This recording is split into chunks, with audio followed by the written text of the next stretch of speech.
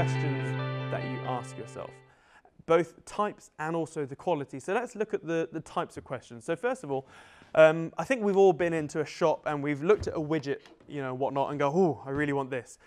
And then you look at the price tag and go, oh, bloody hell, another day. If I know Aunt Agatha dies, I can use that inheritance on it, or whatever. A bad analogy, but yeah, we've all seen something that we can't afford: house, car, dress, whatever. And then we leave the shop and then go on our merry way, and that's it. Just end of conversation. And that's plain mental laziness. What you need to do is you need to change the types of questions. So the next time you're in that situation, go, oh, bloody hell, that's steep. Okay, what do I need to do in order to buy this? What needs to happen in order for me to walk out of this shop with this new widget? So you need to start asking those questions. Now, it's not going to happen straight away, but you'll leave the shop and then you think, oh, what can I do? What can I do? What needs to happen? What can I do? Blah, blah, blah.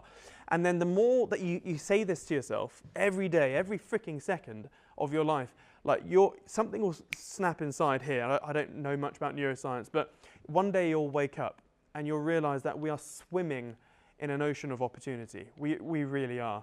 I cannot go anywhere without seeing a business opportunity now, or an opportunity. Even when there's disaster, I see opportunity in it.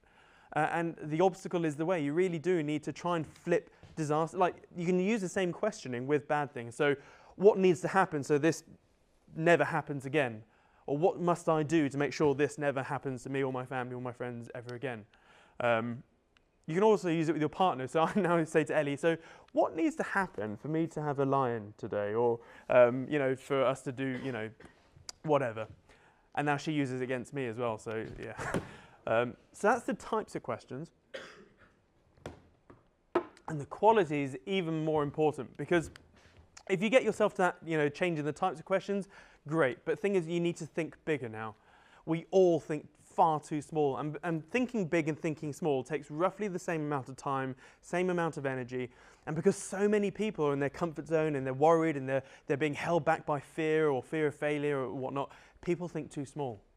And because of that, thinking small, it's a very convoluted area. And when you start thinking big, honestly, there's barely any competition. Go back a few years ago, if someone said, Siam, yeah, you're going to, you know, IPO a few companies onto the stock market, you know, in a few years, I'd be like, yeah, whatever. I have no idea what to do when it comes to that. But that's what I'm doing right now. And it's like, you need to think bigger. That's all I can say.